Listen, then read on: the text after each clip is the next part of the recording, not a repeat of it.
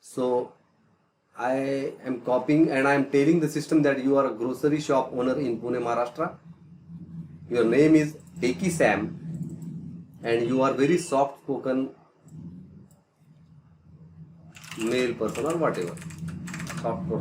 Soft spoken male. I will tell you how to utilize this data, how the system will utilize this data actually. This is the system information which I have provided. And now I will tell the assistant that since he is a grocery shop owner, you have only 4 items in your shop. That is wheat 40 rupees kg, rice is 50 rupees kg, grains is 100 rupees kg, cereals is 80 rupees kg.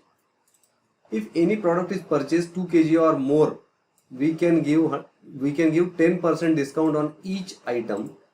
Other items we don't have at this moment. That means I am teaching him that we only have wheat, rice, grains and cereals, and will be available in the next week after Monday. Today is Sunday, 30th April 2023. So I have purposely created this kind of paragraph so that you can understand what is going on. Let's start with very basic questions. I will ask him, who are you? Let's see what it answers. Okay, let me copy this first of all and provide it in the assistant here, and I'm asking him, who are you? Let's see what it says. Okay.